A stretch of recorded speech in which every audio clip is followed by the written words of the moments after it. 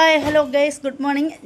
ನಾನು ನನ್ನ ಫ್ರೆಂಡ್ಸು ಸೇರಿ ಇವತ್ತೊಂದು ಗುಡಿ ಹೋಗುತ್ತಾ ಇದೆ. ಗುಡಿ ಹೆಸರು ನನಗೆ ಗೊತ್ತಿಲ್ಲ, ಕರ್ನಾಟಕದಲ್ಲಿ ಅದು ಮಾತ್ರ ಗೊತ್ತು. ನನ್ನ ಫ್ರೆಂಡಿಗೆ ಗೊತ್ತಿರಬೇಕು. ನಿನಗೆ ಗೊತ್ತಾ ಗುಡಿ ಹೆಸರು?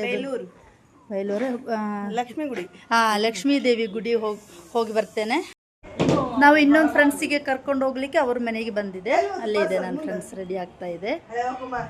ഞങ്ങൾ 4 കൂട്ടുകാരും കൂടി ചേർന്നിട്ട് ഒരു ക്ഷേത്രത്തിൽ പോവുകയാണ്. ആ ക്ഷേത്രത്തെക്കുറിച്ച് ഞങ്ങൾക്ക് ആർക്കും അറിയില്ല. അപ്പോൾ ഒരു 6 മാസമേ ആയിട്ടുള്ള ക്ഷേത്രം, പുതിയൊരു ക്ഷേത്രമാണ്. അപ്പോൾ ഞങ്ങളുടെ കൂടെ ഉള്ള ഒരാൾക്ക് മാത്രമേ ആ സ്ഥലത്തിൻ്റെ പേരെങ്കിലും അറിയുള്ളൂ, ബാക്കിയുള്ളവർക്കും അതും അറിയില്ല. എന്തായാലും ഞങ്ങൾ ബസ്സിനാണ് പോകാൻ തീരുമാനിച്ചിരിക്കുന്നത്. കാരണം ഇവിടുന്ന് ഒരു 2.5 മണിക്കൂർ യാത്രയുണ്ട്. ഇന്ന് കാറൊന്നും എടുത്തില്ല, ഞങ്ങൾ ബസ്സിനാണ് പോകുന്നത്. ബസ് ಹೋಗುತ್ತೇವೆ ಹೌದಲ್ಲ? ഇല്ലാതെ ഇക്കി കാർ ತೊಗೊಂಬರ್ತಾರ, ಇಲ್ಲ ഞാൻ കാർ എടുത്തിട്ട് വരും. ഇന്ന് രണ്ടുപേരും കാർ എടുത്തില്ല. ഞങ്ങൾ എല്ലാവരുമായിട്ട് ബസ്സിന് പോകാൻ വിചാരിച്ചു. ആധാർ കാർഡ് കാണിച്ചിട്ട് ആധാർ കാർഡ് തുറക്കല്ല. ഞങ്ങൾ പൊതുവെ ആരും ബസ്സിൽ യാത്ര ചെയ്യാറില്ല. അപ്പോൾ ആദ്യമായിട്ടാണ് ഞങ്ങൾ ശരിക്കും പറഞ്ഞാൽ ആധാർ കാർഡ് കാണിച്ചിട്ട് ബസ്സിൽ യാത്ര ചെയ്യാൻ പോകുന്നത്. അപ്പം അതിൻ്റെ ഒരു ത്രില്ലുണ്ട്. ഞങ്ങൾ ബസ്സിൽ കയറി യാത്ര തുടങ്ങി. ഞാനും എൻ്റെ കൂട്ടുകാരി സംഗീതയും അടുത്തടുത്തിരുന്നു. നന്ദയും രാജിയും അടുത്ത് വേറെ സീറ്റിലിരുന്നു.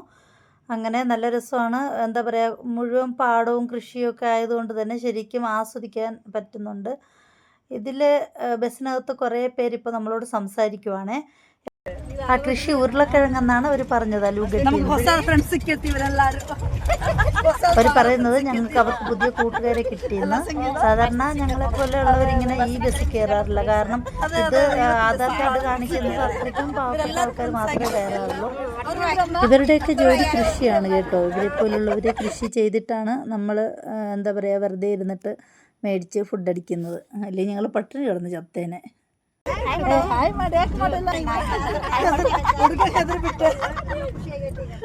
നമ്മളെ കണ്ട് പേടിച്ചില്ലേ?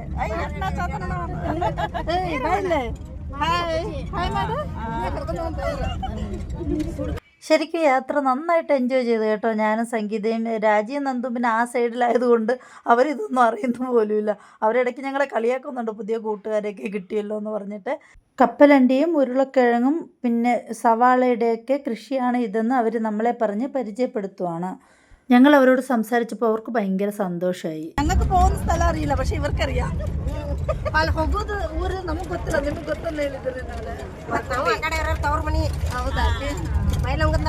ഞങ്ങൾ പോകുന്ന സ്ഥലം ഞങ്ങൾക്കറിയില്ല, പക്ഷെ ഇവർക്കറിയാം. അവർ പറയുവാണ് അത് അവരുടെ നാടാണെന്ന്.